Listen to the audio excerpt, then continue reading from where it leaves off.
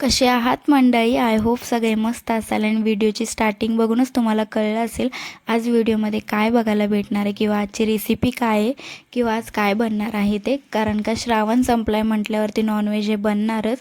त्याच्यासाठी आम्ही देशी कोंबडी बॉयलर दोन्ही पण आणलेलं होतं आणि दीदी साफ करून देत होत्या. तोपर्यंत मी जिरा राईस बनवून घेतला. भात शिजवतानाच मी त्याच्यामध्ये जिरा आणि कढीपत्त्याची फोडणी देते आणि नंतर पीठ पण मळून घेतलं आणि दीदीने साफ करून दिल्यानंतर मी देशी कोंबडी नेहमी कुकरमध्ये शिजवून घेते. पटकन शिजून पण होते. असं बोलतात की कुकरमध्ये शिजवल्या टेस्ट चेंज होते, पण असं काही नाही आहे. आणि ते कुकरला शिजायला घातल्यानंतर मी रस्स्यासाठी मसाला बनवायला घेतला. तोपर्यंत दीदीने एका साईडला सुक्कं पण फ्राय केलेलं होतं, ज्याचा वास घरभर सुटलेला होता. त्याच्यानंतर रस्स्यासाठी जी मसाला लागतो त्याच्यासाठी मी कांदा, खोबरं, आलं, लसूण, कढीपत्ता, थोडी मिरची आणि जिरं टाकून मस्त बारीक करून घेतलं आणि चपात्या बनवून घेतल्या.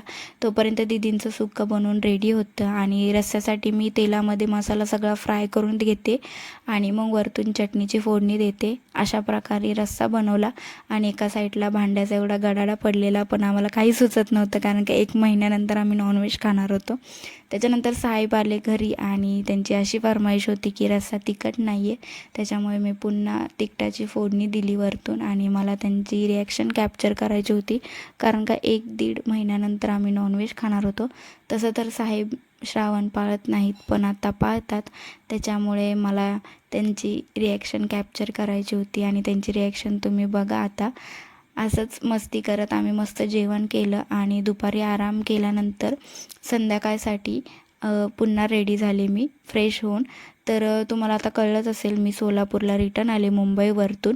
तर येताना मम्मीने ड्रायफ्रूटचे लाडू बनवून दिलेले होते, जे की येताना थोडे धक्काबुक्कीमध्ये फुटलेले होते. ते दुसऱ्या डब्यात काढून नंतर पुन्हा दुपारचे जेवण बनवल्याची जेवढी पण भांडी पडलेली ती घासून घेतली, किचन कट्टा साफ केला आणि संध्याकाळच्या तयारीला लागले. तर संध्याकाळी आम्ही बनवणार होतो कोंबडी वडे. वड्याचं पीठ त्याच्यासाठी आम्ही इन्स्टंट आणलेलं होतं. लास्ट टाईम जेव्हा आम्ही वडे बनवलेले होते तेव्हा आम्ही ज्वारीचं, बाजरीचं, बेसनचं पीठ मिक्स करून घरच्या घरीच बनवलेले होते आणि हे इन्स्टंट पीठ आम्ही फर्स्ट टाईमच बनवणार होतो. त्याच्यात आम्ही थोडंसं ज्वारीचं पीठ ॲड केलं आणि थोडंसं मीठ टाकलं चवीनुसार आणि ते मस्तपैकी थोडं पाणी टाकून मस्त बॅटर रेडी केलं.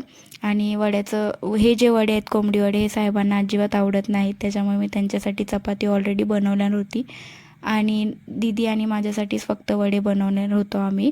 आणि हे मळून झाल्यानंतर थोडं 10-15 मिनटं रेस्ट करायला ठेवल्यानंतर जेवढं पण मी मुंबईवरतून काय आणलेलं ते दीदींना आणि साहेबांना मी दाखवलं. तोपर्यंत पीठ पण मस्त भिजलेलं होतं आणि त्याच्यानंतर मी आणि दीदी वडे बनवणार होतो. बाकीचं सगळं तर रेडीच होतं, सकाळी बनवलेलं होतं त्याच्यामुळे. आणि तुमच्या इकडं ह्या वड्याला काय बोलतात कोंबडी वड्यांना ते पण मला सांगा. असं तर हे मालवणी आणि कोकणी साईडला जास्त बनतात, पण मी मुंबईला असताना खाल्लेले आहेत त्याच्यामुळे मला आवडतात. त्याच्यानंतर मी आणि दीदींनी वडे बनवायला घेतले. दीदी तळणार होत्या आणि हे पळपुटावरती लाटून पण होतं, पण मी हातावरतीच तेलात नुसतं तेलानेच थापून थापून असं बनवून घेते. सो तुम्ही बघा आता कसे झाले ते वडे. आणि तुम्ही ह्याच्या अगोदर कधी खाल्लेत का किंवा ह्याला दुसरं काय नाव आहे हे पण मला कमेंट करा. आणि असेच व्हिडिओ बघण्यासाठी माझ्या चॅनलला सबस्क्राईब करायला विसरू नका. आणि दीदी आणि मी खाणार होतो तरी पण आम्ही जास्त बनवलेले होते कारण का नॉनव्हेज जास्त होतं. सो राहिले असते तरी पण आम्ही उद्या खाल्ले असते. त्याच्यामुळे दोघींसाठीच आम्ही किती वडे बनवलेत हे तुम्ही बघा आता.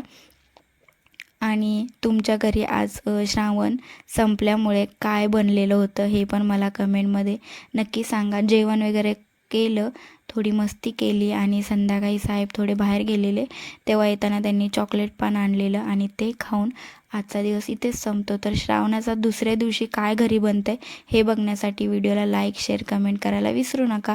असेच व्हिडिओ घेऊन भेटू नंतर. तोपर्यंत बाय.